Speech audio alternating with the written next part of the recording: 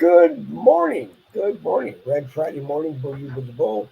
Morning caffeine with Dave Glover and retired Marine Corps Captain Bill Buckler, who is a little pressed for time, so we're going to get things going this morning. And we'll turn it over to Bill. We'll do our Red Friday salute, and then we'll get right down to it. Go ahead, Bill.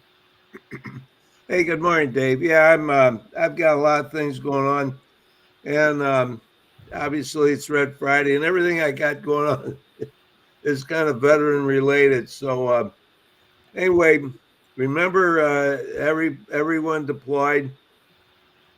That really kind of takes on a new meaning for our young men and women now because we're going to obviously we have a new president, and the new president has nominated or placed in nomination.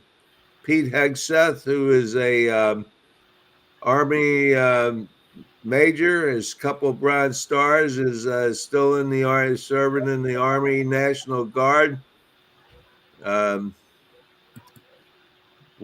Combat veteran, just exactly the kind of guy we want leading our troops in combat. A combat veteran. Whoa, who would have thought it? Oh, I know. Somebody who knows what's going on, somebody who understands America, somebody who understands how things work. And who would that be? Donald J. Trump.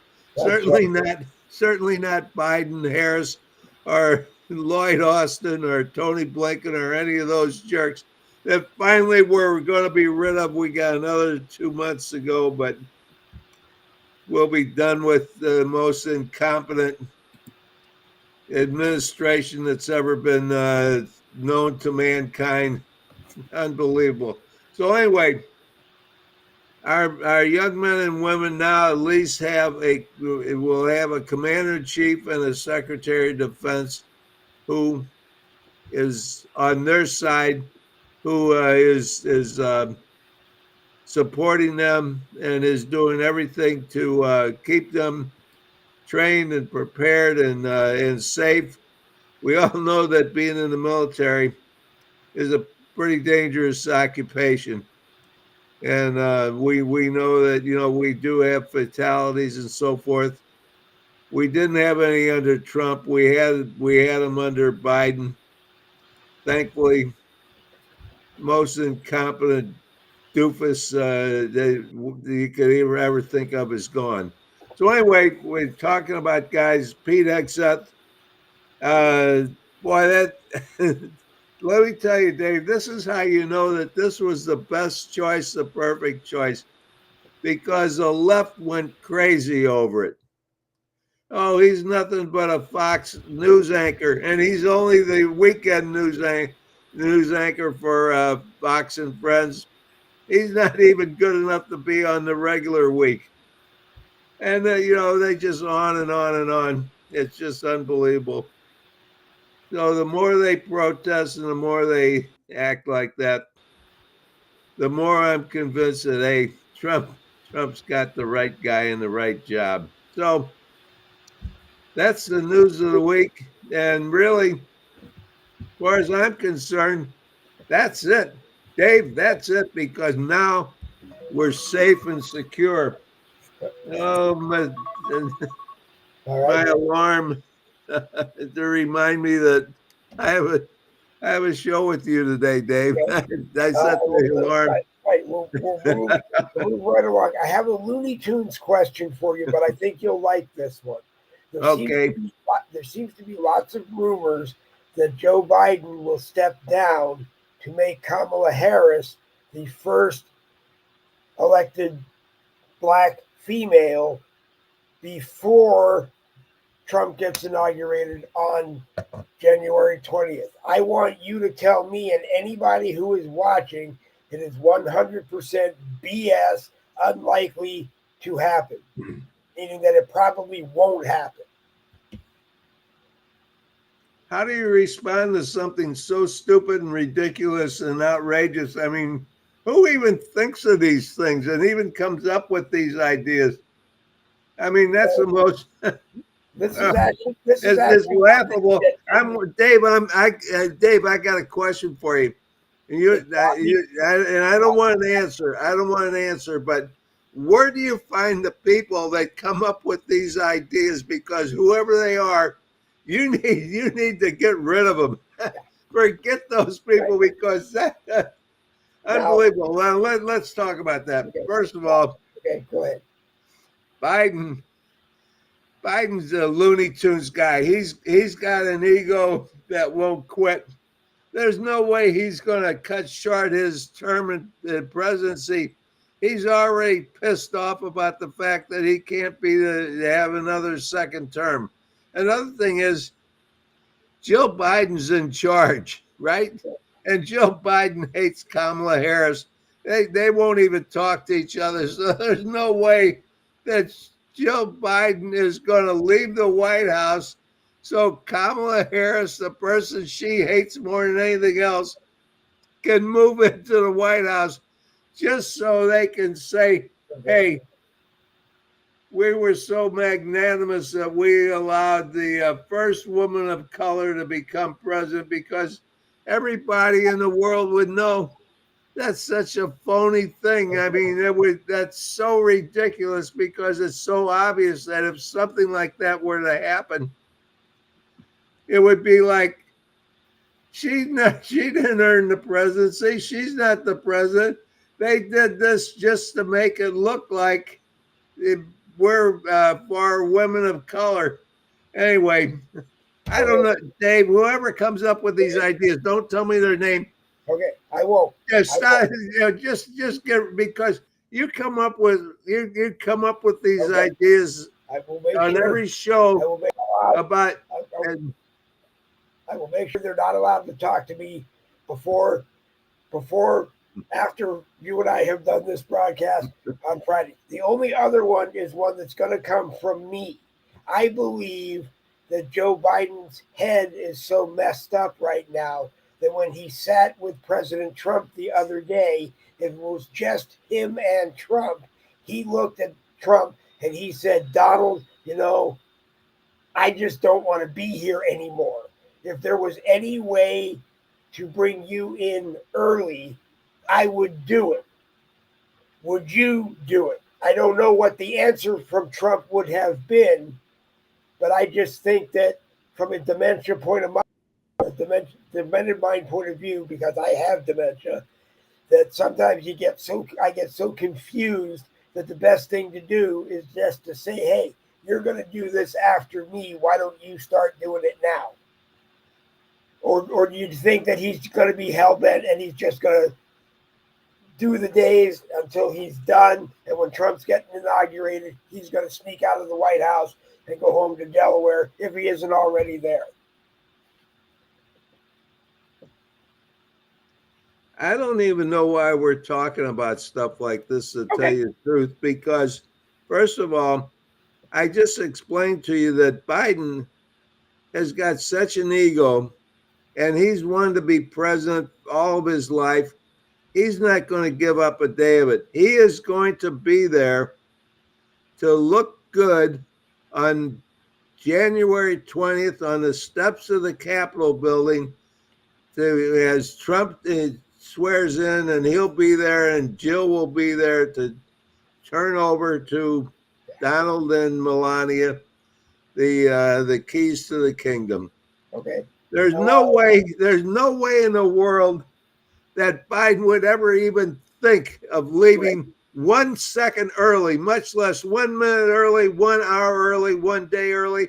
There is no way that he would not be there on that Capitol building. So I mean there's just no way to even think about something like that. Now, as far as dementia is concerned, Joe Biden does not have dementia. Okay. In Joe Biden's mind, he does not have it. Right. In our minds, we see it and we think, boy, this guy's he's in bad shape. Yep. But I guess they have some ways, some medical miracles that they can shoot him up or pump him up or do something so that when he has to, he can be there for like that 11 o'clock meeting this past Wednesday. Today's Friday, what's the day? The 15th. On the 13th, he met with Trump. He was very gracious, very cordial. It all went very well. He was sitting there smiling, happy as can be, because he's the happy president now, because he doesn't have to mess around with Kamala Harris, or he doesn't have to mess around with anything, but just Okay. look good for the last 2 months. All right, let's move on to something else. Marco Rubio, I guess, will become the Secretary of State. I have a lot of questions because I don't know much about Rubio. So, is Rubio qualified, having been a senator? Absolutely, Okay, absolutely. okay, Because look at it like this: compare Marco Rubio to Anthony Blinken. Compare, just stop and think, our viewers. Just stop and think for 1 second. Compare Marco Rubio to Anthony Blinken. That answers your question immediately. I mean, there's just no question that he's so far superior and so far qualified. now,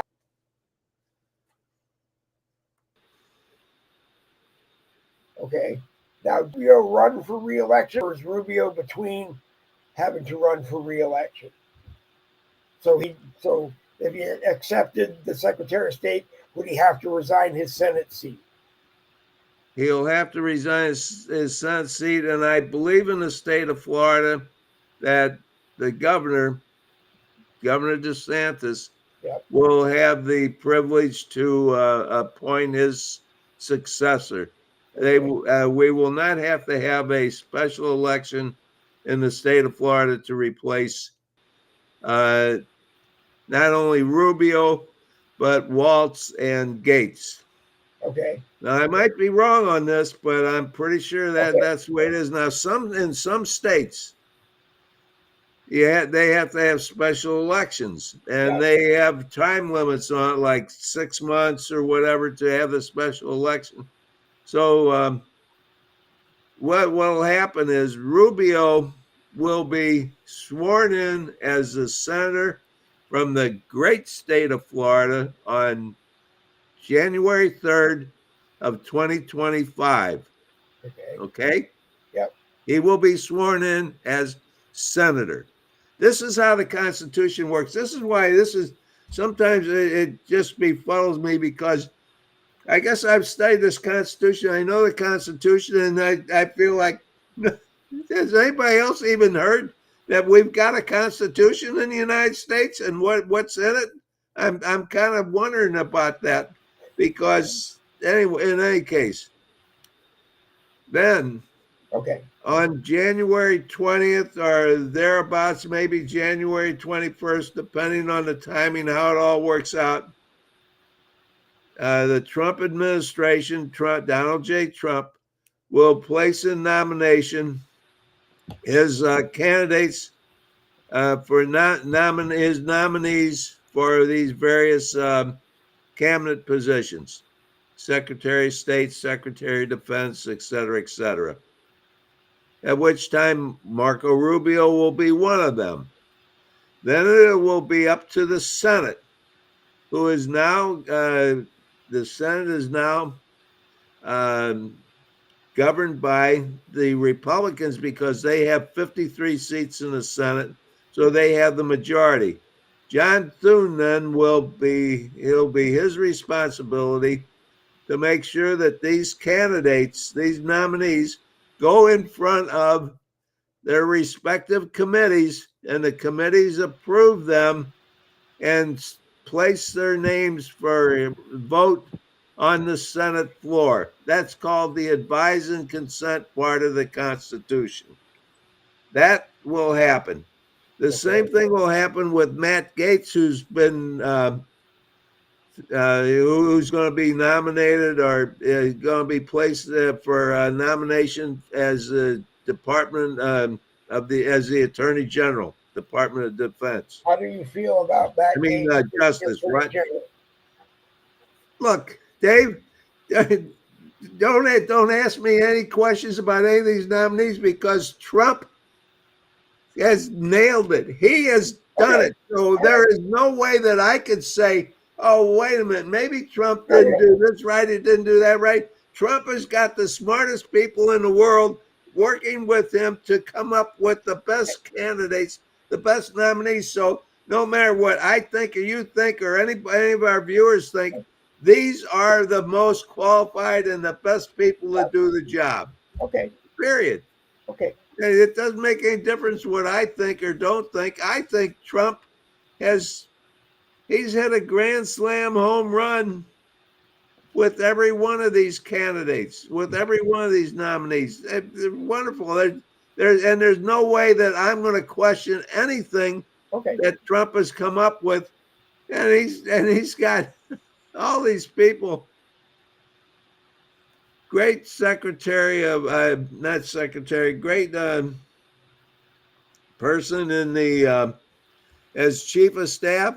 He's got Elon Musk and Robert Viviswamy advising him. I mean, these and I'm not. I don't. I'm sure some of these guys got higher IQs than I do. At least I hope they do. They they've worked on this. They came up with all these ideas. Boy, they've nailed it. Now, what I really want to talk about, Dave, and I got a few minutes, is I want to talk about Doge. This is a new one Yeah, for us. Nobody's heard about Doge. DOGE, Doge, Department of Government Efficiency, headed up by Elon and Vivek.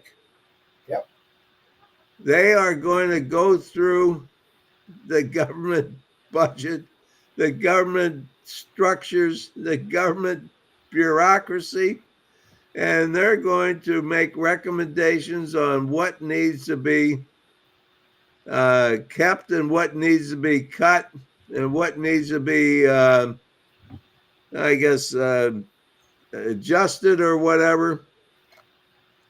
But the two of them are not going to do this on their own. Now, I heard some dumbass on one, I think it was on MSNBC saying, oh, well, it takes two, this couldn't be very efficient. It takes two of them to do the job, where one person could do the job. No, it's going to take thousands to do the job because they've been messing this up and screwing it up for decades. And so you can't, they got a deadline on this July 4th of 2026. So they've got like a year and a half to get all this done. yep. I'm excited about this. And to tell you the truth, everything they've talked about comes right out of my book, Your book. 2020, A Clear Vision for America. That's the blueprint. And that's what they're talking about. The problem is there's no way that I can get my book to them unless they've managed to get a copy of it someplace. And the only guy that I know that's in the administration who's in there is Ben Carson. He's got 2 copies. Ben Carson got 2 copies. So whether they'll share that or not, I know Rick Santorum, when he was running for president back in 2016, he stole my tax plan. I wish he'd have really spent some time promoting it and everything. Anyway, they're going to go on this. So to go through this entire bureaucracy is going to take who knows, maybe 1,000 people. What they're looking for is they're looking for not people who come up with a lot of ideas. They want to come up with people who will work 80 hours a week on cutting everything out and figuring everything out. Now, the the best place to start is all these regulatory agencies and bureaucracies, and Trump can get rid of a bunch of them immediately with executive orders. Hopefully that'll happen soon. I would imagine somewhere around January 20th, January 21st. a lot of this, how much Trump can get done on day one, who knows? There might be a blizzard in Washington, D.C. on that day, and it may be difficult to move around. Who knows what will happen? But somewhere around January 20th or 21st, all this stuff is going to be put into motion, and our country is finally going to get back on the right path again. Praise the Lord. Thank God. God bless America. We're going to be a constitutional republic again instead of a Marxist dictatorship run by incompetent fools, pretty much the same way the Soviet Union was run by incompetent fools 100 years ago. Department of Education gets shut down and returned to the states. I've seen some videos where President Trump has said that's on the list to happen. And I know it's Well, in your see, book. Dave, what you're doing is you're diving down into the weeds again. Okay. They haven't even gotten started yet. It's not even January 20th, and you're talking about getting rid of the Department of Education. Let them do their job and come up with what should be done. Now, if they come up with what you and I think should happen, the Department of Education is going to be gone, and education will be privatized in America to where everybody receives vouchers and everybody can go to the school they want to go to.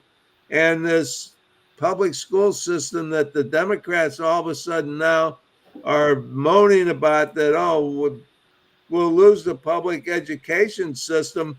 Thank God we get rid of that, because it's drug us down to where our students are testing in the 30s and 40s of industrialized nations instead of being number one. And that's all because of the Department of Education and the teachers union getting, running the public school system. You have to privatize the entire thing, Dave, because you could get rid of the Department of Education and turn it over to the states, but there'll still be the teachers unions, and there's two teachers unions, and they're the ones who are running the country. And until you figure out how to get rid of them, we're not going to be able to educate our young boys and girls. So what we have to do is we have to privatize the entire thing. If Jen, who's one of your one of our associates who homeschools, if she were to get a voucher for each one of the kids she's homeschooling, she could certainly have more time and resources Right. to help privatize or help educate her children.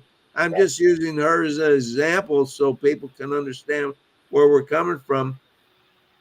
Wouldn't that be a hell of a lot better than having the teachers union telling Yeah. her and instructing her on how she's supposed to educate her children? Yeah. Well, that's why everybody has to have the opportunity to have vouchers and a privatized system. Now, my son, for example, and daughter went to a school in St. Charles, Missouri. It was considered the number one school in the area, elementary school, taught by nuns. Oh, nuns! Who? Well, there's hardly any of them left, so they have to hire lay teachers. But private school, the parents are all very involved in the entire operation of the school. School raises plenty of money, and guess what? But I don't know if the number's 100%. Maybe it's 98 or 99% of the kids go on to high school, and then they go on to college. They all go on to successful careers. They're not in jail. And guess what? Because it's a private school that my wife and I paid tuition, and we did fundraisers. We did all kinds of contributions and donations, attended so many various functions. We were totally involved in our children's education. Hey, they're doing pretty darn good. They're not in jail. They're right, No, and they're not trying to get the government to raise their minimum wage because they're not making minimum wage. I'm just using that as an example, real life, and I can tell you stories among stories. I've researched all this. So anyway, uh, let me caution everybody: don't get into the weeds yet about what's going to happen with the Department of Education, or the Department of Defense, or whatever. Those things will all happen. It'll be exciting to watch all this unfold starting next January to see kind of watch how they do all this. I'll be interested in watching it. I wish they'd do it the way I outlined it, the blueprint for it in my book. That's not going to happen because they got their own book, so to say. They have their own blueprint. okay. That's where we're kind of stuck. All right, Bill, we're coming up on 10:30, and I hate to tell you stuff like that because I wish you could stay and talk for hours, but Yeah. it's Let me talk a little bit more about this Department of Government okay. Efficiency. We got two of the smartest guys that Oh, yeah. I've witnessed involved in politics over the last, I don't know how many decades. Hey, how many decades has, somebody should ask themselves, how many decades have I been alive? Well, if you've been alive, Almost 9. almost something, what, 9? I've got 10. I've been Okay. alive 10 decades. So that goes back.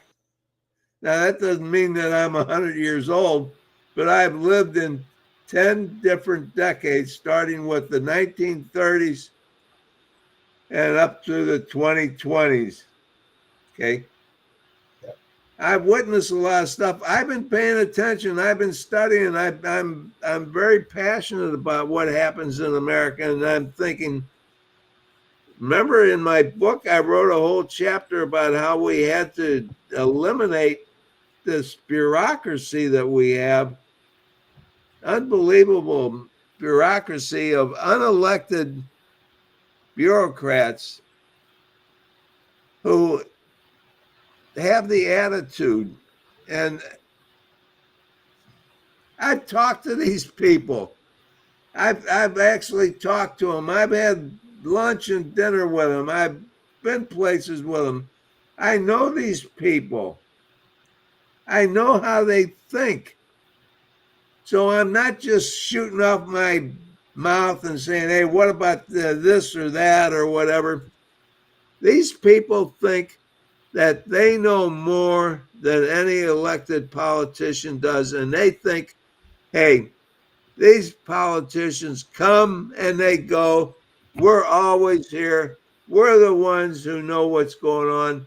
We're the ones who are going to make sure we do that the country's run exactly the way we want it run. These are the people where 70 or 80% of them don't even show up for work anymore because under the Biden administration, they don't even have to come to work.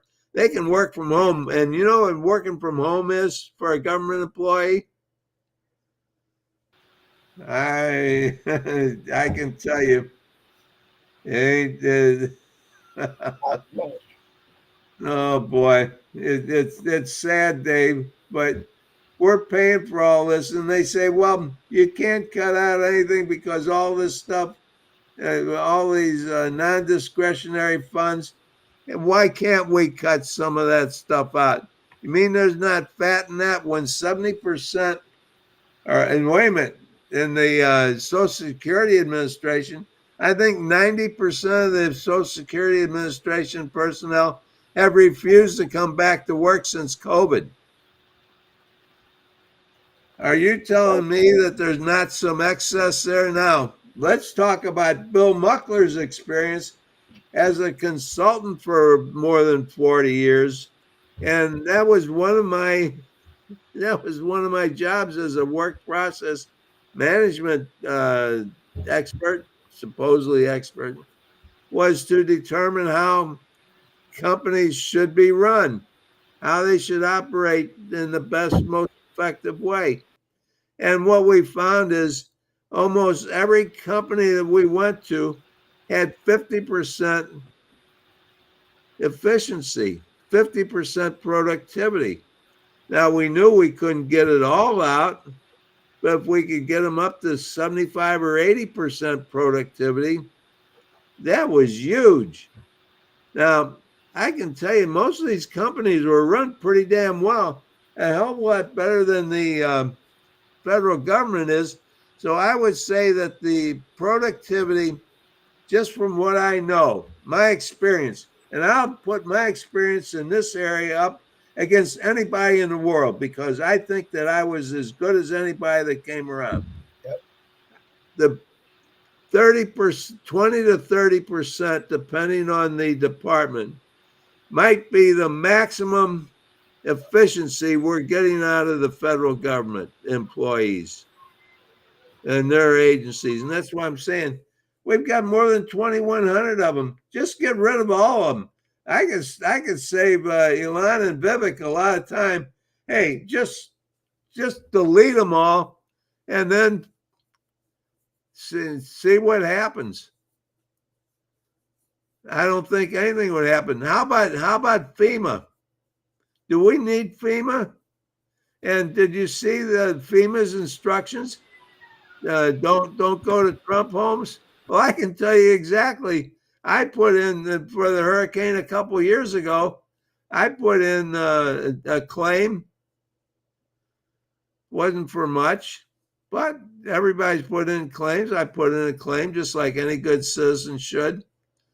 And I got an email back. It was one of these do not respond emails. We have your claim. Have not heard from them since. Have not heard from them in more than 2.5 years.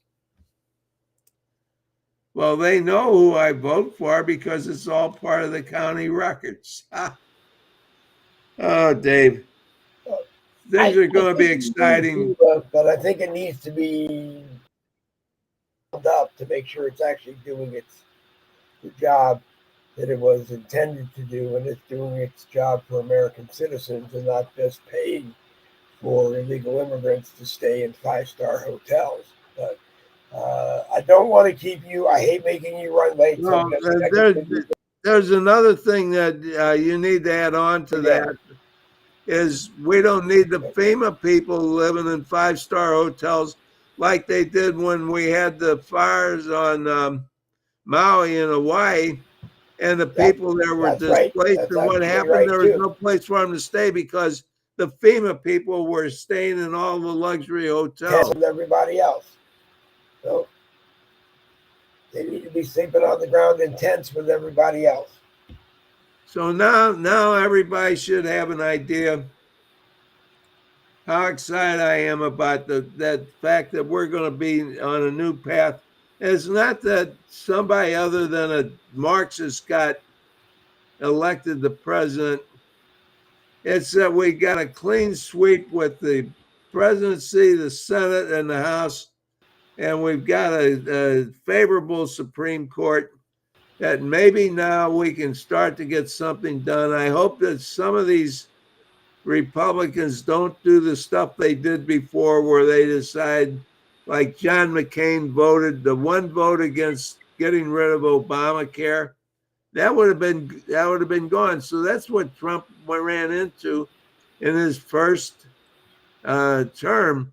I think having this term disrupted and coming back again after 4 years is probably the best thing that could have happened to America, because now I think, we know we're all everybody now knows where all the skeletons are, and now we can go ahead and go about fixing the country the right way, since we've got, in a sense, a mandate. He won the popular vote, won the electoral college.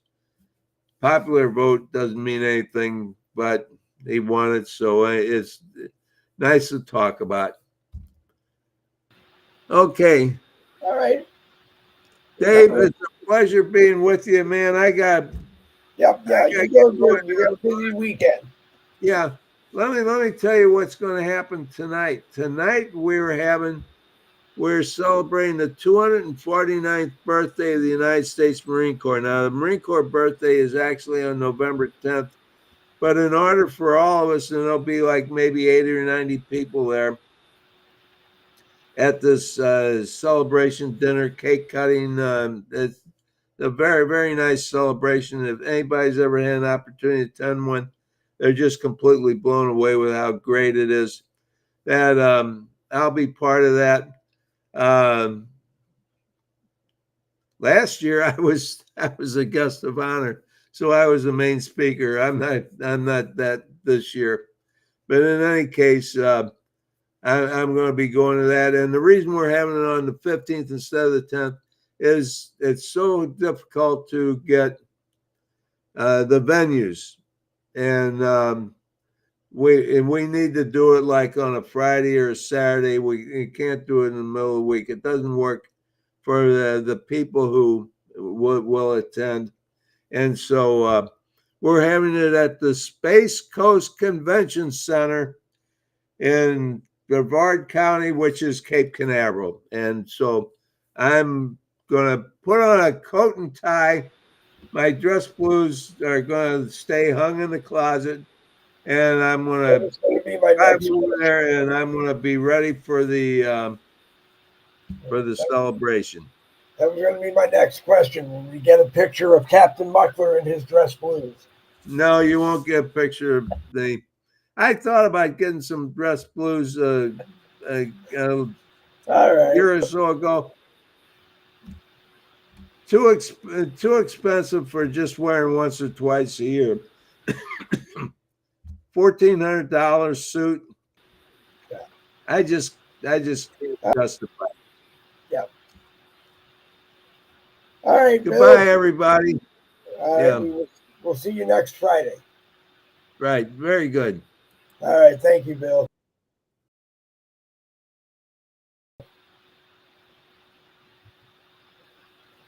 Okay, let me just do one quick thing here and we'll continue for a little bit. Let me just get up here.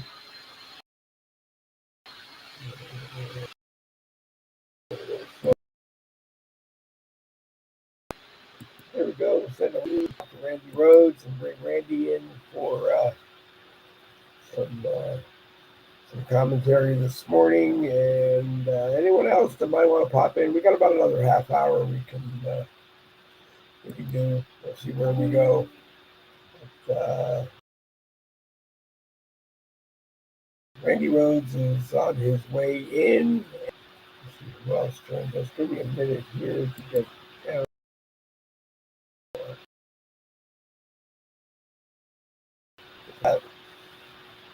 Being a little bit uncooperative this morning. There we go. We'll wait for Randy to come in.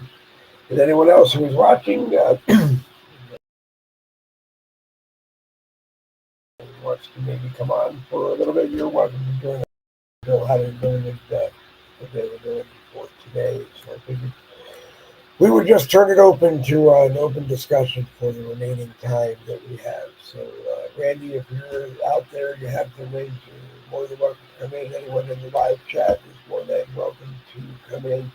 The broadcast is going to be shared as a podcast after because I'm still with some equipment. I'm holding a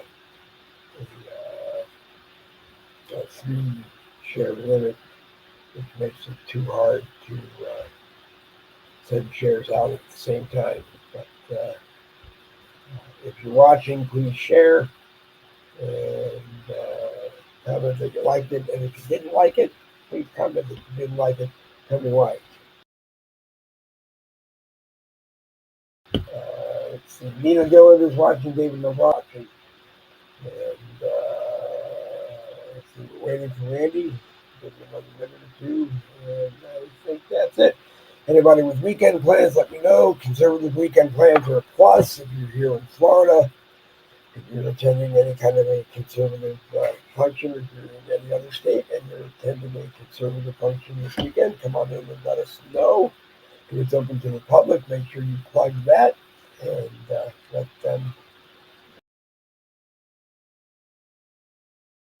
them know. I've been saying that we were going to join X for a while now because I can't tweet the broadcast number in order to do something like that, and we haven't decided to do that yet. We get this going. There he is, Randy Rhodes. All roads lead to home genealogy. Hey, how you doing? Good morning. What is news that you have read so far this morning? I'm sorry, I didn't hear you say it again. What'd you What say? is news that you have this morning, Randy? What is news that you have this morning? First off, I gotta start shaving on a regular basis if I don't keep being on broadcast because high def camera is like showing how ugly I am. Good lord. Or just let it grow and hide how ugly you are. See, I've tried growing the beard, but and I guess they claim that it comes in weird. First off, and they claim that depending on how you shaved as a child, as a teenager, will show how your beard's going to grow. So I have like gaps here on my cheeks, right? Yeah. So that looks stupid. But I get to that point where if I lay down to sleep, I can feel the beard hair in my face, which is fine. But then Yeah. after that point, I start getting my face is scratched like crazy, and I Okay. can't stand the itchiness. So I said, you know what, I'm gonna shave it back off. But um, so it's kind of interesting to see what's going on, and I know I keep bringing up about the wars between the different countries, but you would think that right now, with Trump only January 20th, November, I don't know, like 40, 50 days away from being the commander in chief, you would think that they would start toning things down and actually start, seeking peace of some sort, you know, and again, the browsers that I use for my news, I just find one. What I ought to do, being a vet, I could actually probably log in and sign up for like the military websites, things like that. 'Cause I know they have, each branch has their own like little newspaper, but to get accurate information, because at this point, the news media, uh, uh, and I'm talking about the browsers, okay, uh, keep showing that Russia's getting their asses kicked, okay, and Yeah. that he's threatening to declare, war on NATO. Uh, it's showing that the Houthis are somehow getting their hands on a whole bunch of missiles and rockets, and they keep shooting them at our Navy destroyers and battleships, which thankfully have been able to fend off those attacks. But and of course they're being supported by Iran. So you would think that at this point that they would start saying, you know what, we don't want to get into a war with Trump because he's going to come in full force. Uh, the other thing I hope to expect, would like to see, is Trump going in and cleaning the house in the military.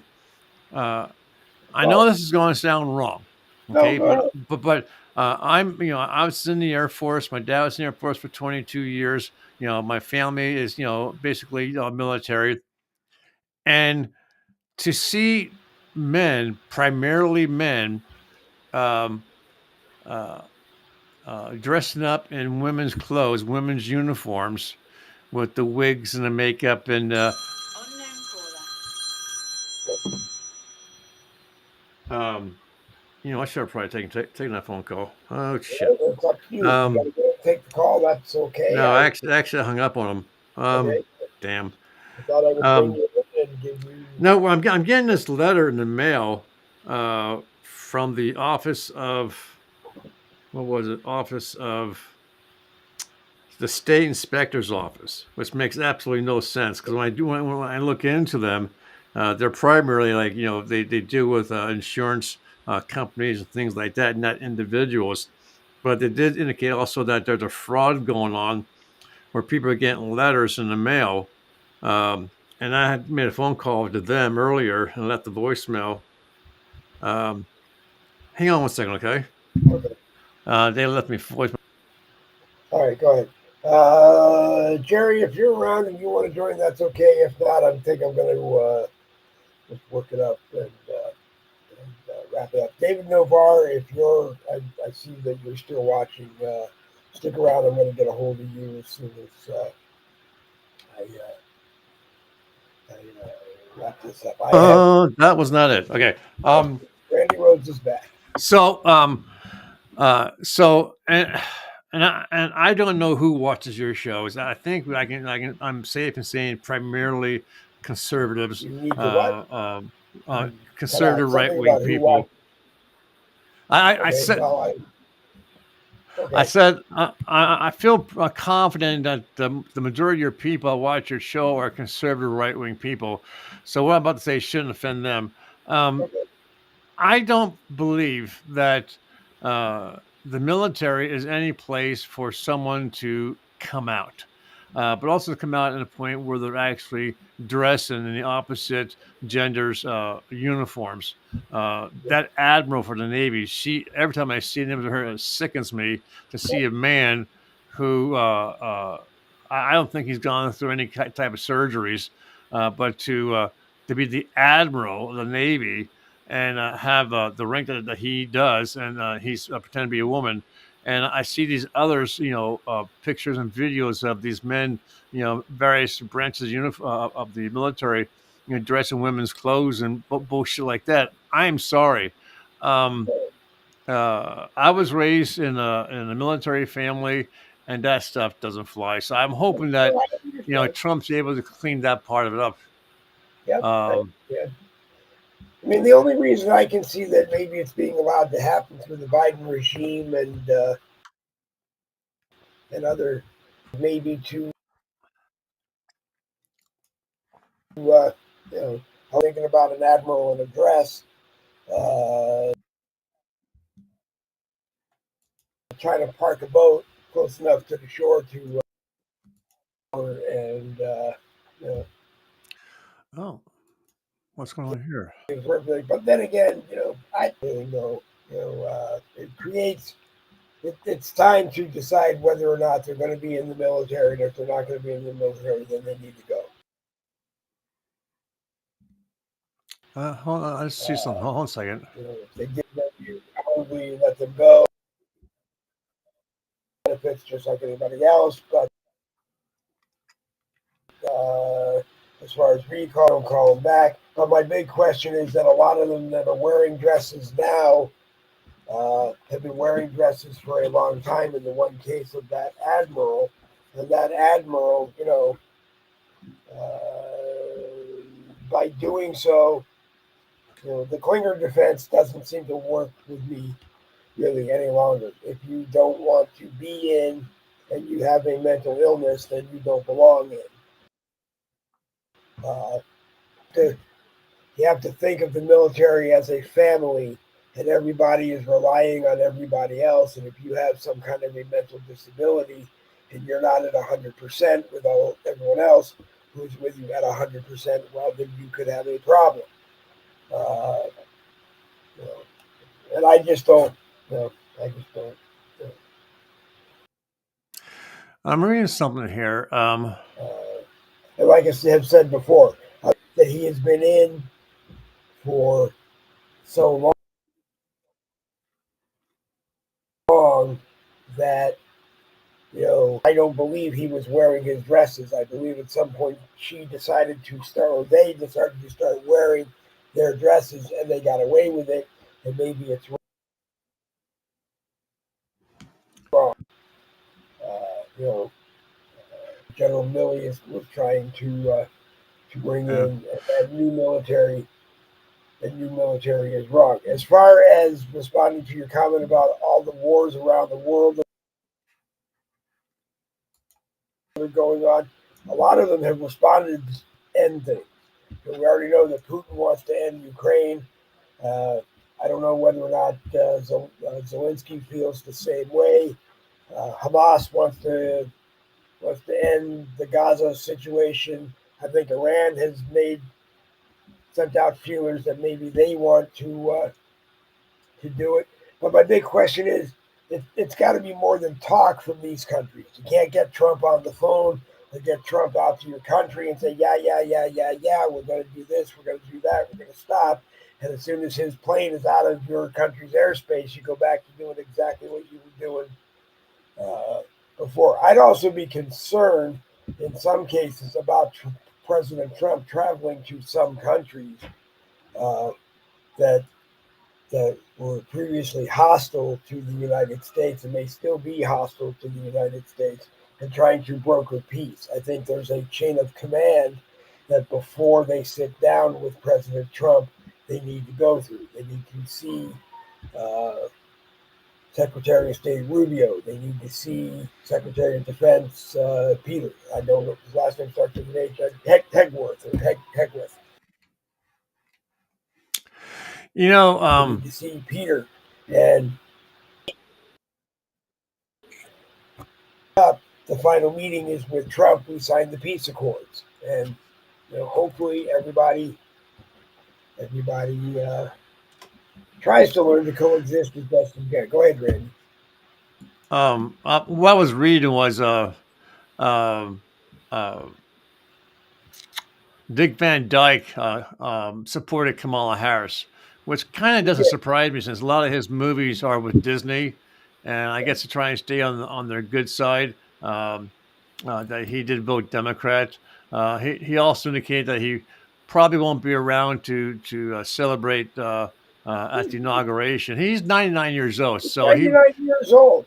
you I know hope he makes it. Whether or not he'll be there, I don't know. Even as a Democrat, that doesn't bother me. He's 99 years old. I think anybody who's 99 years old, over 100 years old, they've earned the right to be there, whether or not you know you are you are a Democrat or a Republican. Because I keep telling people, everybody has to remember, yes, Trump got the most votes in the election, but Republicans weren't the only ones that got him the votes, that got him the electors, that got him elected. And it's time, and other people are saying this on other broadcasts, and it's 100% true. We need to stop necessarily being Republicans against Democrats or even pushing that the Republicans have control of the House and the Senate right now. It's we need to get this country moving and moving in. Uh, if if we can't, then we're not. If we can't unite everybody to do that, then we're going to have a problem. Constant war. No more bogus impeachments. No more bogus.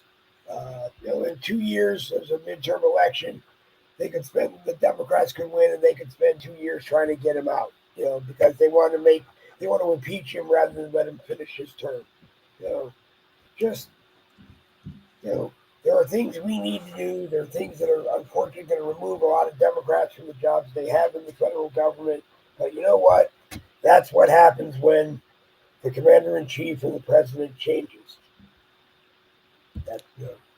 Go ahead, Randy. um, I was just gonna say, what's the weather like down in Florida right now? For us, it looks sunny outside. I don't know. I don't have it in Don't front have a of me. temperature. Ask Siri; she'll tell you. I don't have Siri. Oh, I have you an have Android. Alexa. No, I have an Android. And Oh, okay. well, I And mean, it's, I it's, have it. I it's have it. like I just have to go back and and find it. it's no biggie. It's in the low 30s here now, and the high is like 35, 40 degrees. Yeah. So unfortunately, I We don't were in the have like 80s a yesterday. dual. Oh God, um, I hate you. It says, The oh, it says the 60 outside right now. The house I have doesn't have a dual heat cooling system. It's just like you turn on and it's the entire house. So if I turn the heat on because I'm cold, um, uh, downstairs it becomes I have comfortable. six. The upstairs is like it's sweating and very extremely hot. So right now I have it turned off and my hands are absolutely ice cubes.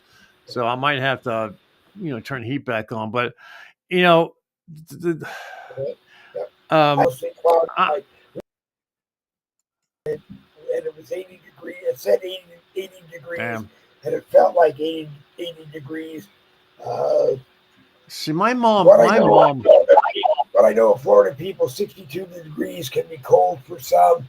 62 degrees for others is not considered cold because when we lived up in Connecticut and Massachusetts, 62 degrees really wasn't cold.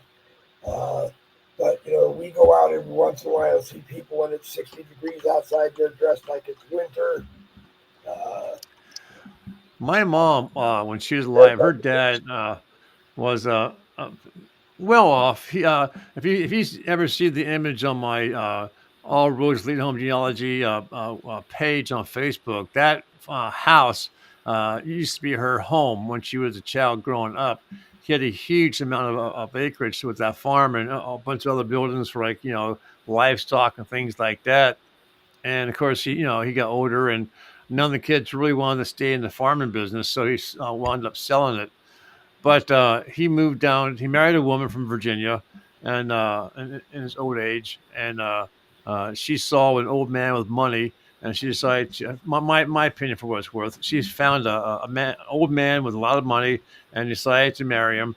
So they moved down to Florida, near Orlando, actually, yeah, and that's yeah, a sort of, nice home. yeah, And my mom could have had, when my dad and her first got married, her dad offered my father a lot of land if he wanted to go into the farming business, and my dad politely turned him down, stayed in the Air Force. Otherwise, my life might have taken a different yeah, direction. Um, it's kind of weird yeah, how uh, everyone internally has a certain drive to do certain things. When I was growing up as a teenager and a little bit older, um, I always was drawn towards the farming families, the Amish and the Mennonites yeah, particularly. And I don't know why until I finally started doing Ancestry and realized, how my family was my distant families were brought up in the farming industry and how they lived. So I truly believe that I don't know if it's DNA driven or what, but if you guys have a drive to be a certain way or live a certain way or whatever, pursue it because internally your body is telling you that you're not happy where you're at, and you should redirect to where you think you're going to be happy. Um, I mean, there were several times where I joined Mennonite churches, and 'cause I was going to become Mennonite. And the one thing that kept me from doing that was the fact that they don't support the military. And being raised in a military family, I just couldn't get over that part to where I had to forgo the military and not support the military. Uh, and it's weird because it's the military that allows them to live and believe in God the way they want to believe. So it's those men and women who are, when necessary, going into combat, fighting and dying for the freedoms and liberties here at home, and yet they won't support them. They'll support the enemy instead. And the biggest thing that convinced me was when my dad had my bags packed and waiting for me one day, and he said, "If you're going to become Mennonite, there's your bags. You're packed. You're ready to go. Get out of my fucking house." And I said, "Why?" He said, "The Mennonites don't support the military." And then he gave me some examples of what they did when he was in the Vietnam War. And what happened was he was in the Vietnam War for I think 2 years, and the Mennonites were sending blankets, clothing, medicine, and things like that to the North Vietnamese. And that was something my dad just couldn't get over. And so I respected him for that. So that's what kept me from becoming Mennonite or Amish. But I think Trump. I know he's not listening to me, but if I was able to give him some advice, I know you guys are talking about Trump, going and visit other countries. He should start by going to the countries where the government supported him and support and believe our people, our country, and then go to them first to visits. Well, I think the he should. problem with that is that in the case of Israel, it's easy. I mean, Netanyahu is the prime minister, but the Knesset, which is the equivalent, has a Hamas majority. I mean, the people of Israel elected Hamas to. Why would the people vote I have Hamas? no, I They're have the no ones who are idea. fighting them.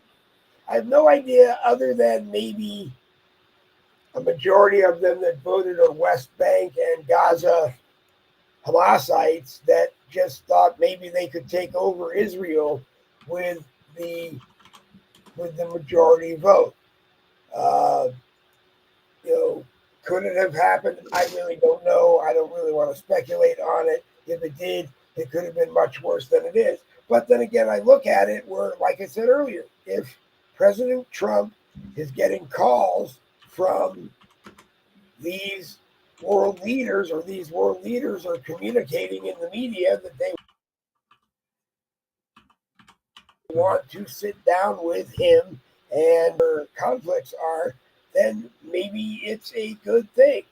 And if it works, great. Like I said, I think conventional war is just not the way to do it. We can survive. We can not necessarily agree with every other country on the face of the earth, but we have to kind of understand and accept that they're going to do in their country what they want to do in their country. They may not agree with stuff that we do in our country. And one of the things I think President Trump needs to do is drill, baby, drill, baby, drill, baby, harvest whatever they can, start harvesting as much natural gas as we can get out of the ground here, and again, go back and flood the international market with it, drop the price down, and become the number one exporter. And Right. again, that put a lot of people back to work. You Uh, to continue what I was saying, besides visiting the countries first who were supportive of him and never turned their yeah, backs on him, he got to get I their think he should allies. also pull out our military from every country in Europe. I think the day of us protecting the rest of the world should end. We should be more concerned about ourselves, about our own borders, and so forth. Because when you look at if you were going to mail something somewhere, right, and you want to mail something in what will be America, America goes way beyond our continent. I mean, when you look at all the little pieces of lands and islands and shit that we kept from the various wars that we were part of, America takes in a shitload of land.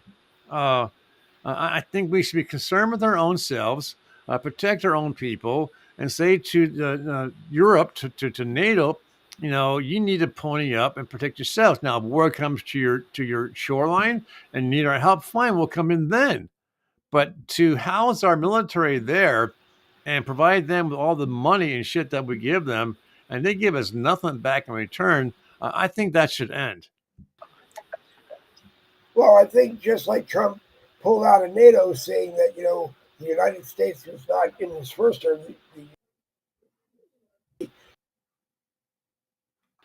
Got his dues for NATO, and then be there when it's time to go protect you. Uh, and you're a NATO member, if you're dues, then you pledge your armies and whatever, And when it's time to go to war, we all go into war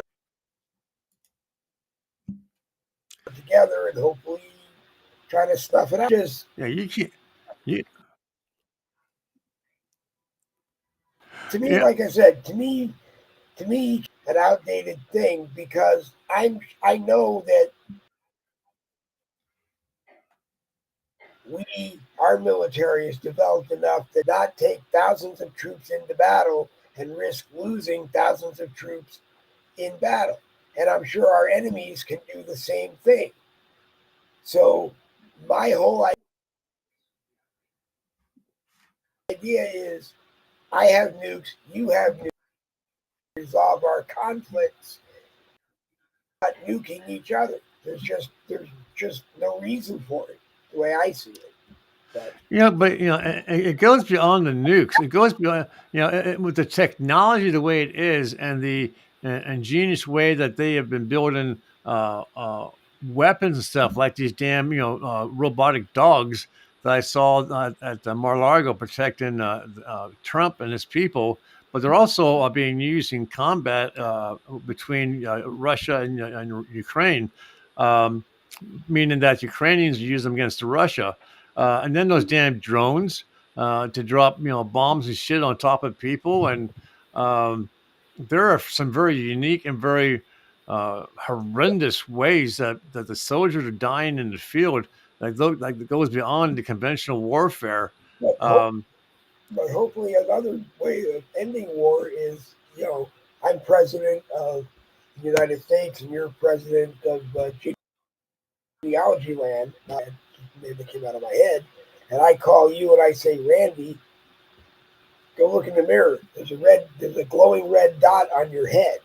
yeah. Turn your head around, there's a glowing red dot on the back of your head. Do me a favor. Get your family out of your house right now. We're going to pick them up and take them to a safe place. But if you don't do what we tell you to do, it's going to get very ugly. Yeah.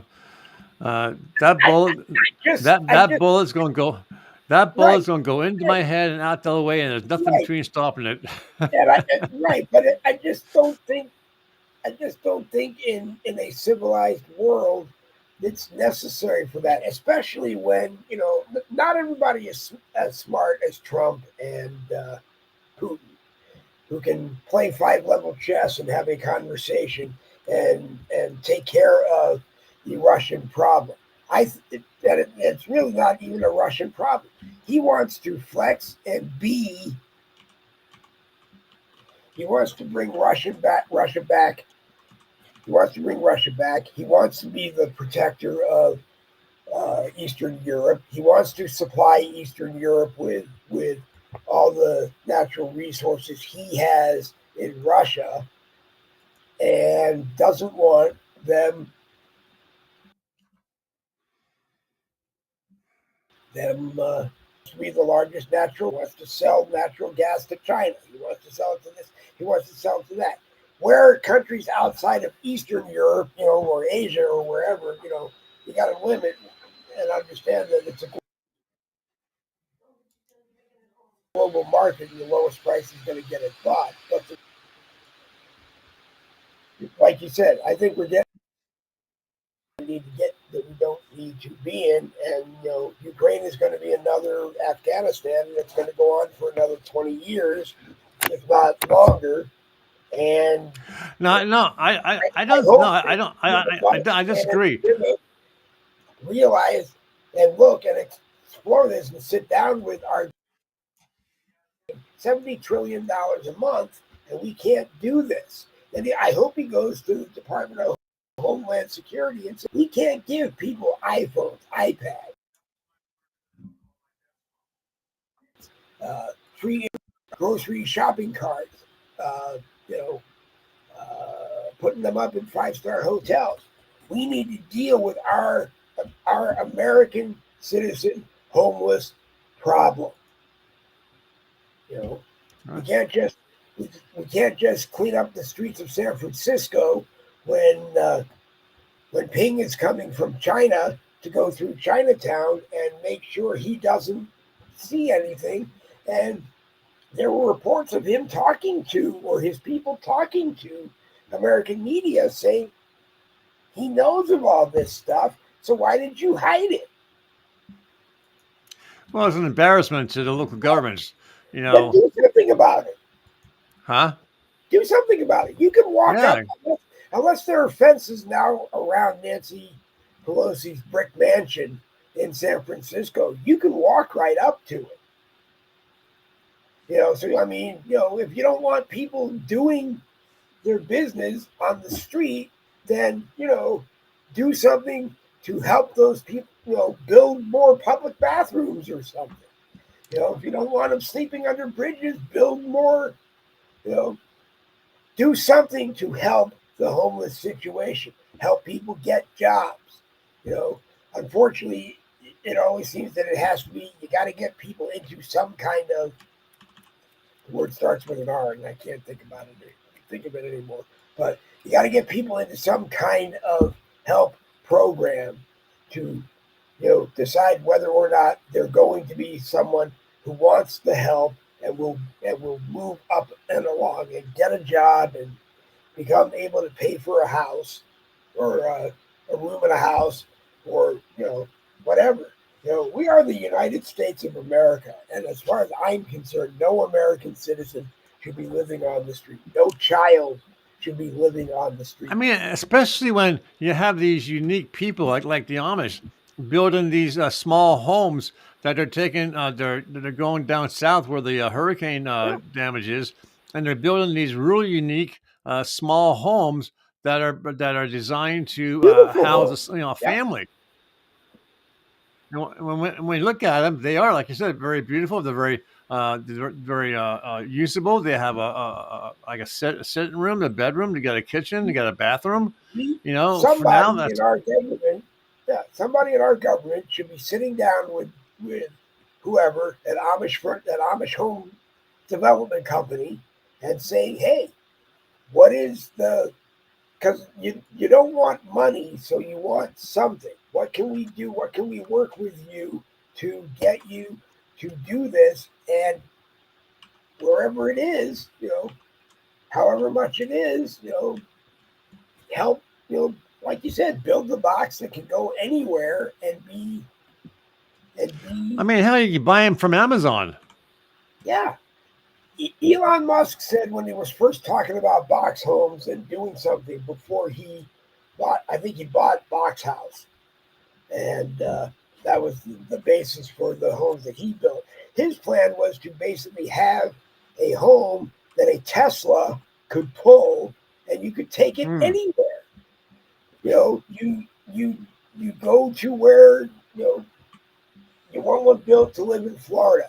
You find the place, you build the pad. That's where it's going to be.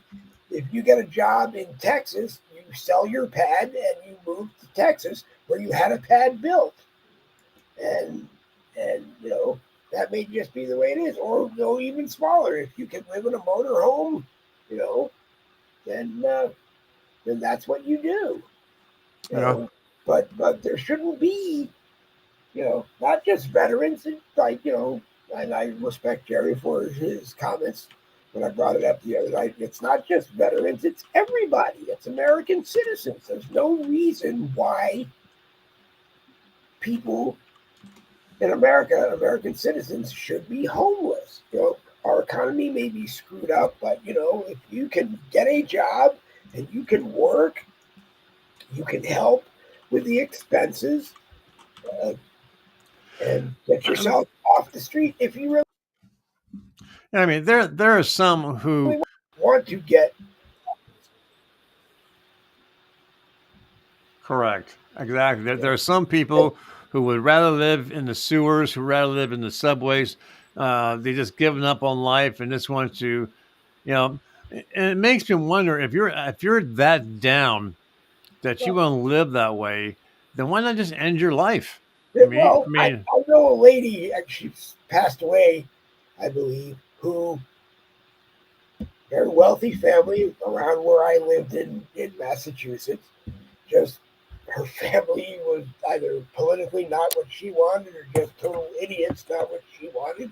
And she decided one day she was going to live on the streets, and that's what she did. And she supported herself, and you know, uh, I guess had keys to her house so she could get into her house if she ever needed to get into her house for any reason. She very rarely, if ever, did that, and she was she was perfectly happy. But Hmm.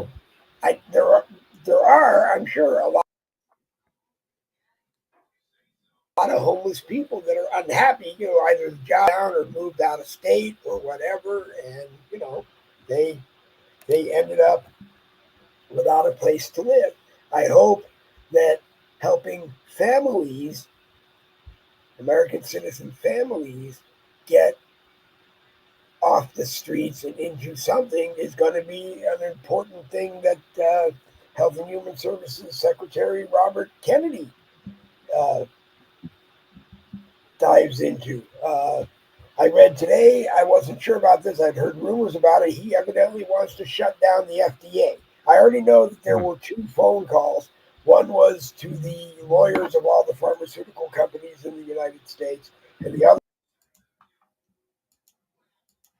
one was to the five top CEO. That this is how we're going to do it in the United States, and if you don't like it, shut down and leave.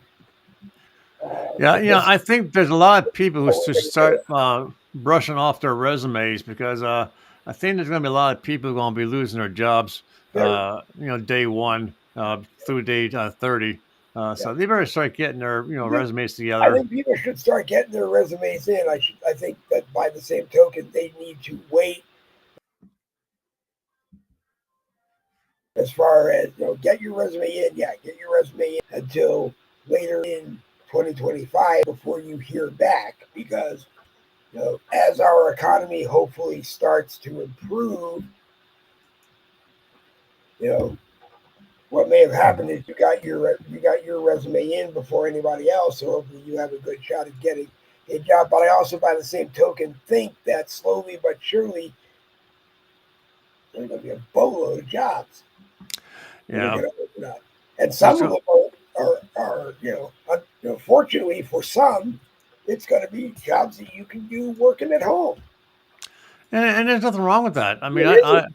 There isn't. If you can working do from the a home. job, then you should. If you can do the job working at home on the schedule that you need to do, and you have the discipline to do it, absolutely, you should do it. You know, Yeah, I mean, working at home is convenient. You don't have to worry about transportation. You don't be about being late to work. You can be home and watch the kids, or whatever.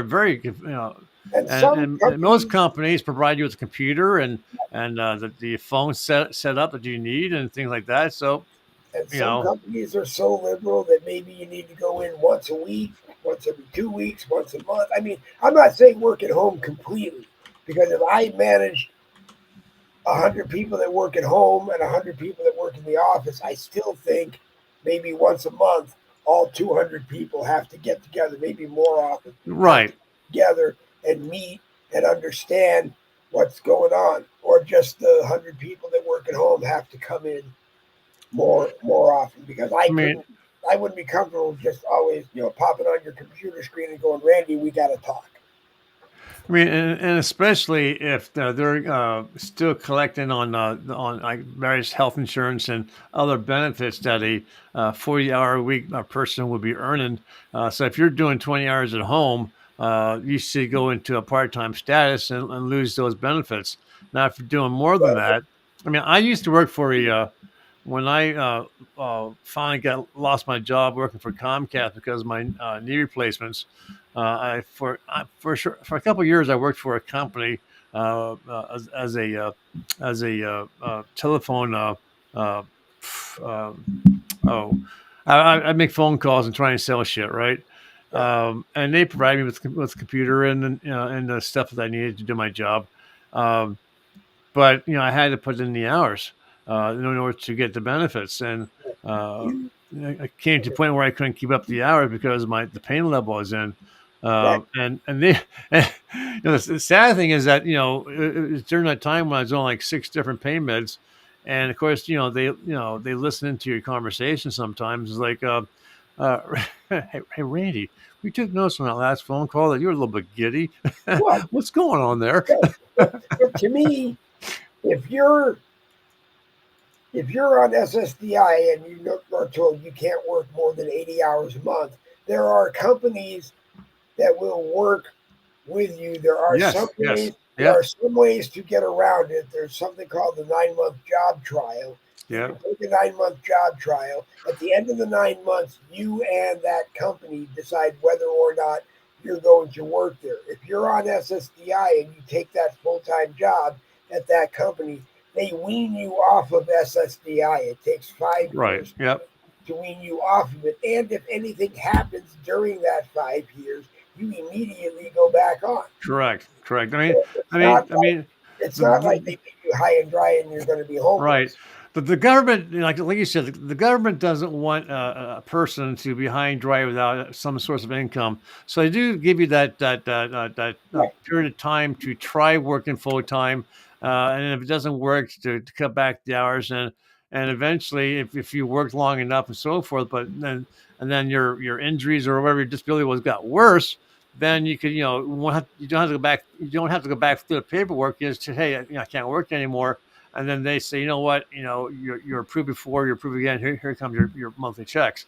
So the government itself does not want you not to have an income. They bend over backwards to help you out and so forth, and that's what benefited me over the years. I mean, should there come a day when our government can afford to pay everybody a universal income? I do not support I that at don't all. believe it's ever going to happen either. But should that happen? Yeah. Hmm. But there's still going to be people that are going to want a job. They're going to want to do something because some people just can't sit at home all day long. You Yeah, know, but then you have the people who will take advantage of I that, wish I could be and back working. I couldn't work 100.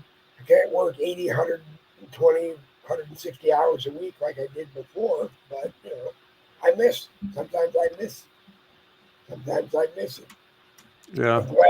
I'm glad that I'm not driving the police SUV around San Francisco trying to get up to Sutro Tower anymore to do a security check because, as everyone knows, I drove off the cliff and I died. Yeah, because when I could no longer walk outside, going door to door with Comcast, um, uh, they gave me a choice of like a $25,000. Here's your money. Go buy. Have a nice day. Or to go full time working inside the local Comcast office, making taking phone calls for Comcast customers. So I chose that.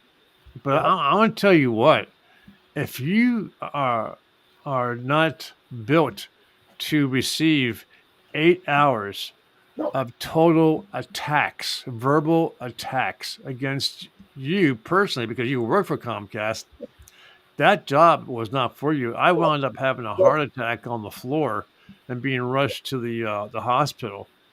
no. The verbal abuse by Comcast customers is absolutely ridiculous.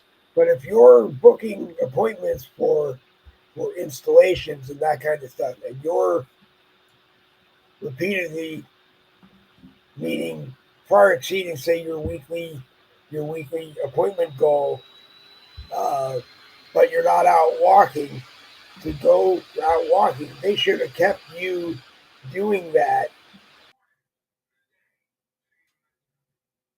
or created something that would have allowed you to stay at home and do the. There's plenty of people Well, walking around outdoors doing all of that stuff. when I was working for Comcast, I was selling the home security. Okay, and I had like 15 years experience in security, and I did a very good job of selling it. And that's so Comcast as an overall employer is phenomenal. At least in my experience, because as I was going through my four knee replacements, they kept me on the payroll. They worked around my problems. They overlooked certain things. As long as I kept my sales up, okay, they were happy campers. So I came off the road and was making phone calls and making the sales. So I was maintaining my quota. But then at one point, Comcast realized, why do we have a department of home security salespeople when we have 15,000 people sitting in a cubicle that can sell a security system over the phone?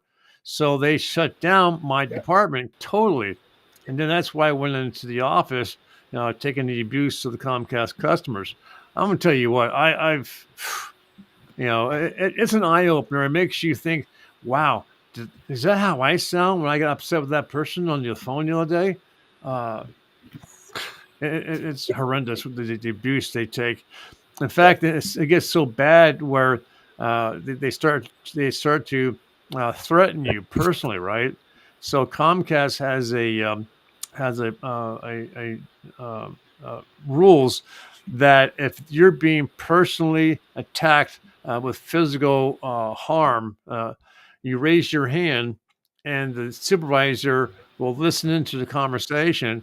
And if they hear this guy personally attacking you to where there's physical harm, they would notify the local police to respond to that guy's house while you're keeping him on the phone. And then they would press charges against that guy. And that happened several times when I worked for them. Oh, I guess, So, it's nice to know. I think it's going way down into that. So next time you call Comcast, be careful what you're saying to the customer, the customer support person. And I was calling people, and that's what was going on. I think I'd get up and just say, hey, I can't do this because I'm not interested in people threatening me every day, just for trying to help them, and I'm not interested in having to threaten people to get them to pay their bill. Yeah, I actually had. I'll tell you this real quick story. So this one guy called in, yelling and screaming and cursing me out because his Comcast wasn't working. So I looked at his account and I said, "Sir, I see why you were cut off. Are you aware that you have a past due balance of $10,000?" And the guy said, "Yes, I'm aware of it." He said, "So look, I'm prepared to pay that, but could you increase my credit with Comcast so I can?" He had 10 grand in porno stuff. Right? Okay. He was watching porno, and he had $10,000 in bills watching porno. And Comcast has the ability to increase the amount of money that you can credit for porno programs. So I got the supervisor to approve an increase of $15,000 for him to watch porno. The holy that's sick. It is.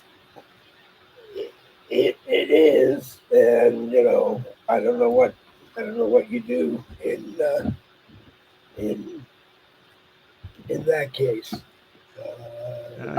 You get off the phone. You get off the phone and go wash your hands.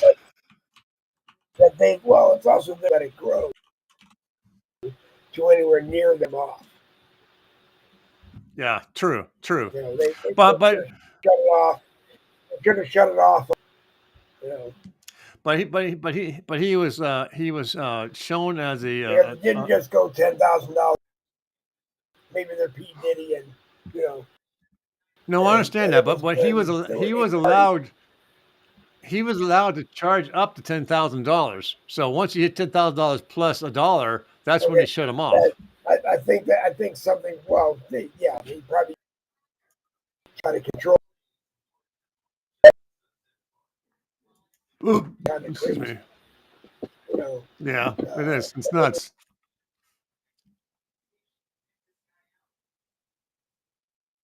$27, take 3 minutes, lead to home, genealogy, and what's going on with that.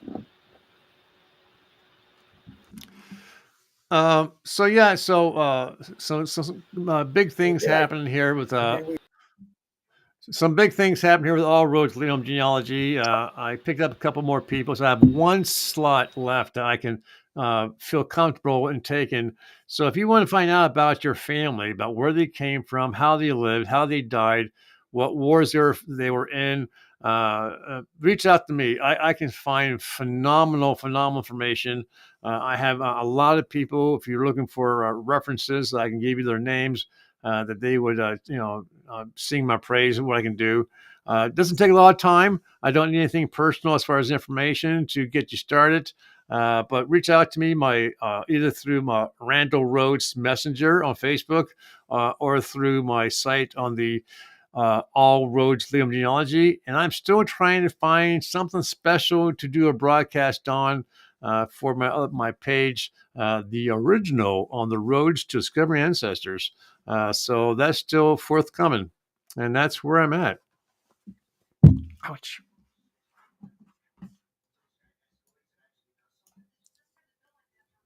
I can't hear you.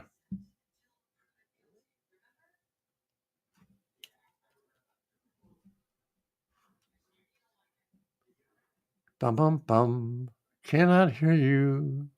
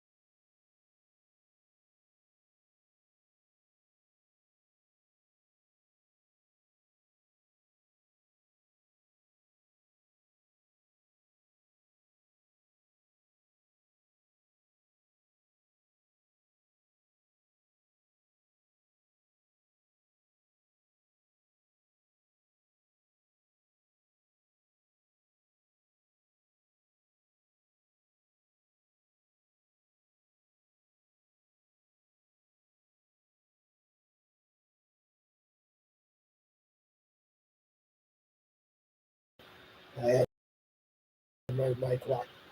I will be looking around and trying to see if we can resolve, at least on my end, the constant locking and constant freezing and any audio problems over today and tomorrow. Part of the problem, like I said, is that the cord for the snowball, which I need, they don't make anymore, and the only thing I could find is this, which is retractable, and I'm sure if you retract it enough, you put shorts in it, and I either need to grab another one or try to find the actual cable that I need. I don't want anybody to send me ads on Amazon or anywhere else that I can order it from. I know where I can. The problem was that I days to wait for Amazon, so I went out and bought something. It's been working.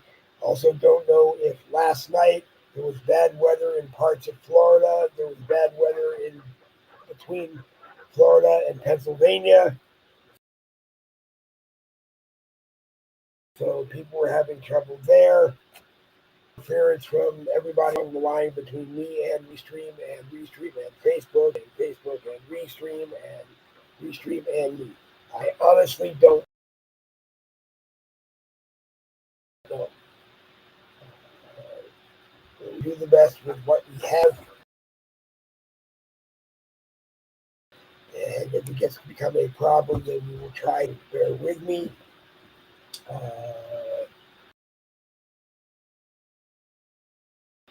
There is a possibility somewhere between 11 a.m. and 5 p.m.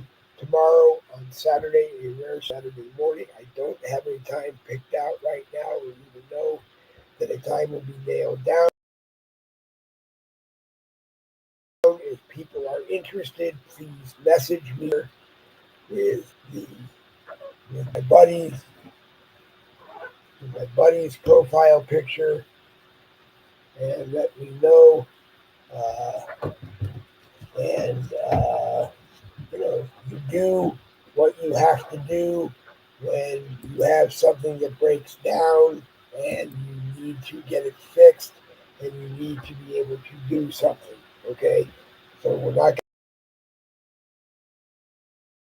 going to get into arguments about places.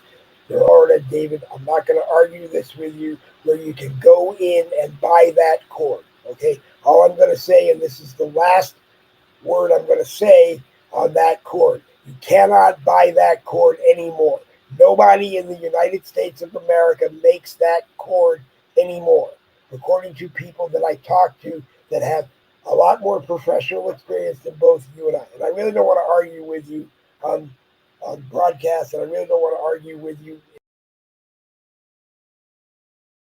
in mess. Nobody makes in the United States. It's imported in. Okay, every time I go to try to order it on Amazon, it's 4 days or longer before I can get it. Okay, so we're just not going to argue about it anymore. Okay, if it's that much of a problem for you, David, please don't watch We'll with the Bull broadcasts anymore. If the interference issues bother people and you can't enjoy the broadcast, then please don't watch the broadcasts anymore. That's all I can tell you.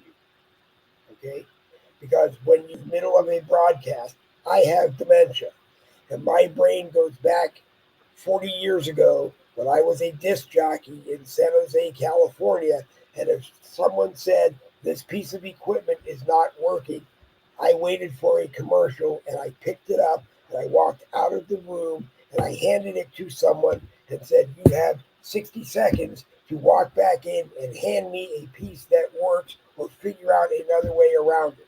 Okay? So I don't want to be technical issues any longer. And they bother me because I just want to correct it right away. Okay? We do the best job we can do with the equipment that we have. Okay? And that's it. Not buying a new microphone. There's nothing wrong with the snowball microphone. There may be something wrong with the cord. There's also, I'm not buying a new laptop because weather probably was the problem. Work 100% today. Okay, because that's just the way it is. Looking at that cord assembly, because it's retractable, it's a very good possibility that that cord has shorts in it from being retracted and locked and being retracted and locked. That's it. Okay? So I just have to say, just don't. Okay? I appreciate it when people mention it in the middle of a broadcast. I'm not shutting down and coming back in or shutting down, setting up a new broadcast, sending out links. I just don't want to do it that way. Okay? Whether the interference is intentional from some source or environmental from some source or equipment from some source, it is just getting to the point where no. Okay? If it keeps me from doing the broadcast, yes, I might just say, I got to shut down. Isn't working. That mic isn't working. This laptop isn't working. This device isn't working. That device isn't working. Okay. God said to me a long time ago, start doing the broadcast. You're good at them. You'll have a good time. People will enjoy watching them and all of that. And when you need the best equipment, I will give you the best equipment. Obviously, I got the new laptop, and 99.9% of the time, it's fantastic. So I'm doing the best with what I have. And I appreciate the people who come and watch the broadcast, appreciate the people who come on the broadcast. But, you know, if you really want to get me to blow my mind and say I've had enough and end Boogie with the Bull broadcast, just keep telling me every time my mic cracks or the screen freezes and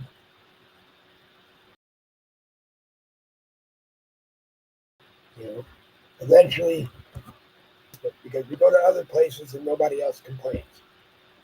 Even people that watch on YouTube don't complain. And they may see and hear all the same problems that you're saying are happening here on Facebook. And it's just not that I can't believe anybody or want to believe anybody or don't want anybody's advice. It's just it always comes in the middle of a broadcast. And the only thing this demented thing says is, hey, you got a problem and you got to fix it. And you got to fix it now. Okay? So just, that's what it is. Okay? I'm just one guy here doing the best I can with the people that want to come on and be a part of the broadcasts and the people that come here and watch and are part of the live chat. Okay? Everybody understands. For 6 years, I did this with the best equipment that I had available. Okay? Killed 2 Chromebooks in the middle of doing it. One because it's not supported anymore, and one because it drank about 60 ounces of caffeinated coffee and doesn't work anymore. Okay? You know, do the best that we can do. If we can turn this all on and get information to you Monday and Wednesday at 10 a.m. Eastern with Randy Rhodes and Chuck Cook and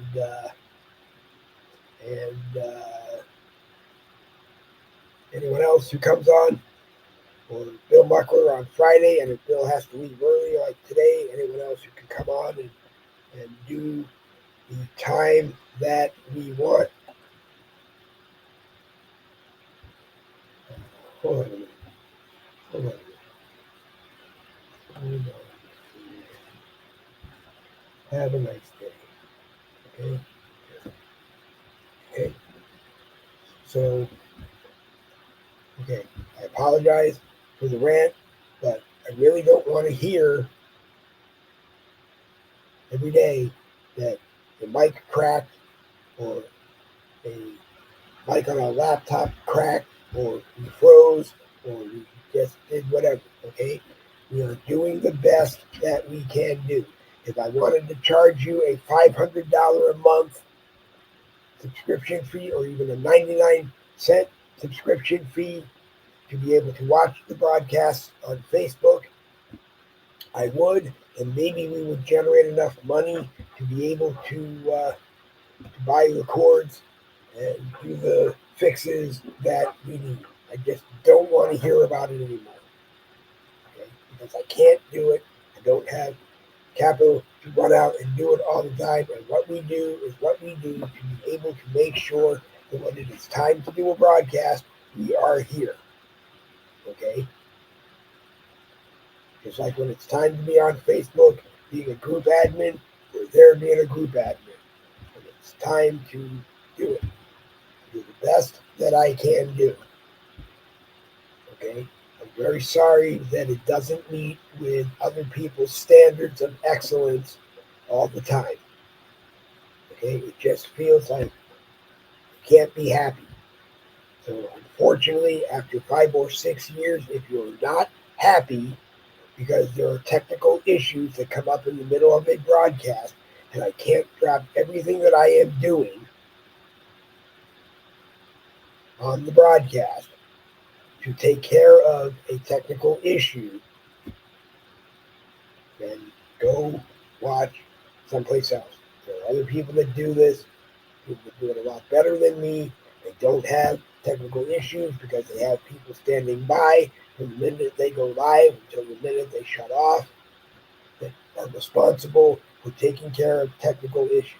I'm just one guy, and to be honest with you, as long as I can get the information out that I am trying to get to you every day, a cracking mic or a frozen screen isn't going to stop me from doing it.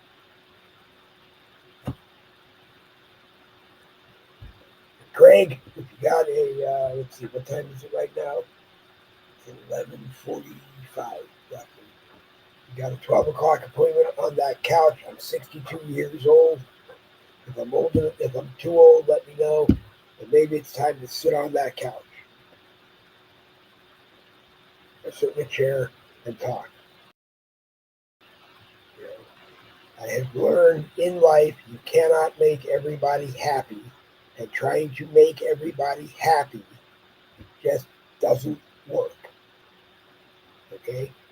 So the people who think you have to constantly badger me with the audio is cracking, or you sound like you're in water, I'm sorry. Or the screencast, I'm sorry. I'm not in control of the internet that I use. I don't know how fast it is. I'm doing the best I have with what I got. Okay? So please, this is the last time, people. If you're not happy watching my broadcast because the screen occasionally freezes, the mic cracks, the audio drops for a few seconds from one mic to another, go. Because I really can't help you. Like I said, the more important thing is just doing and trying to get information out from me and other people that join me and people in the live chat, and a mic crack or a frozen screen for a second here or there is really not important enough. If I had thought about it, I would have checked the processor speed off the Windows 11 Pro laptop that I bought because I got a very good deal on it, and I didn't look at it. It has everything else I want on it. It just doesn't have a very fast processor. But I bought it. It's here. I'm happy with it. It's doing what it needs to do most of the time. And on that note, you have been watching Boogie with Bull, Red Friday Morning Caffeine, a copyrighted presentation of the No Budget Broadcasting Company. We do the best that we can do. We are here on Facebook and YouTube Mondays and Wednesdays at 10 a.m. for Morning Caffeine. We are here Friday mornings at 10 a.m.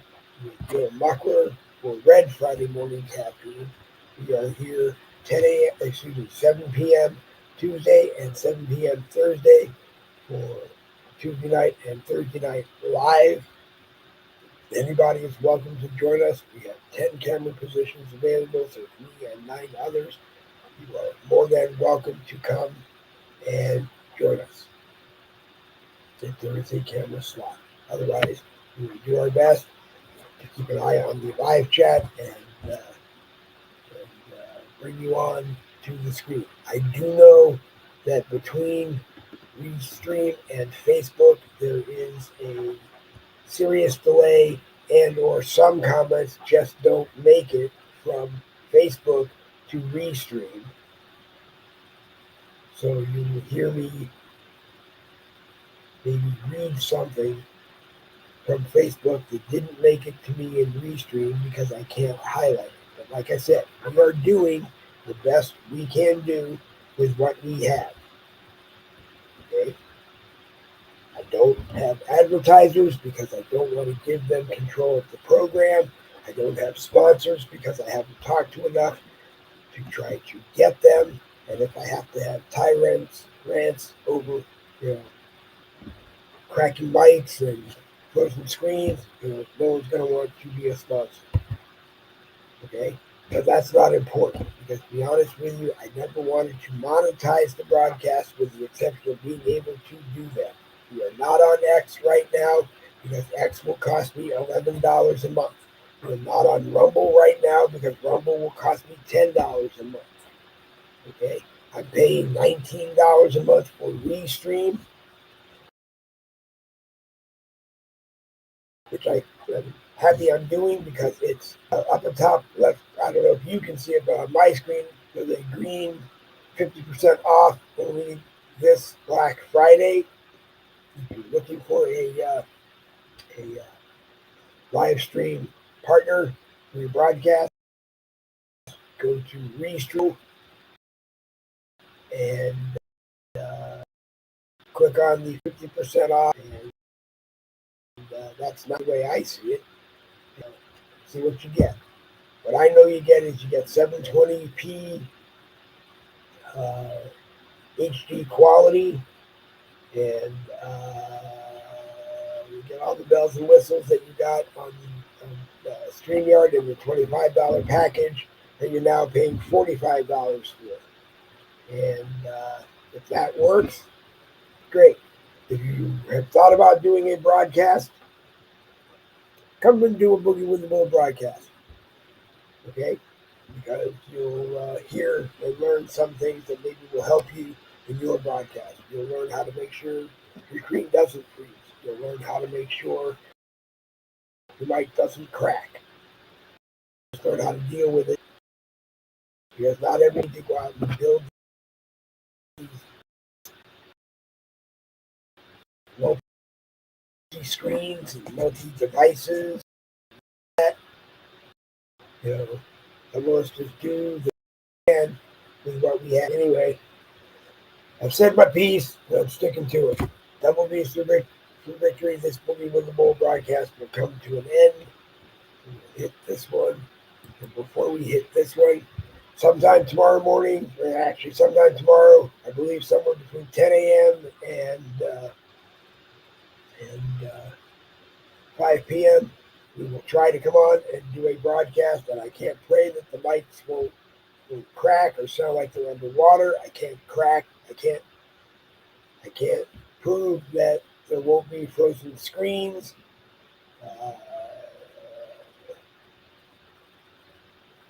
If you want to try to hear what we have to say, and anybody who joins me has to say, or anyone in the live chat has to say, please come here. And if you don't, hey, there's 8 million other people who do exactly what I do on Facebook, and there are about 427,000 people who do exactly what I do on YouTube, and you'll probably eventually find one whose mics don't crack and screens don't freeze.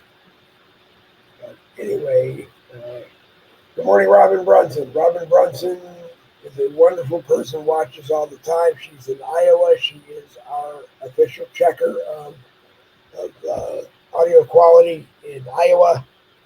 And have a great day, Robin. We're going to end right about now. I will be on the American Rebellion 7 p.m. Eastern on the American Rebellion blogger page here on Facebook. Unless, of course, my quality and the screen freezing is too much. My attitude on all of this.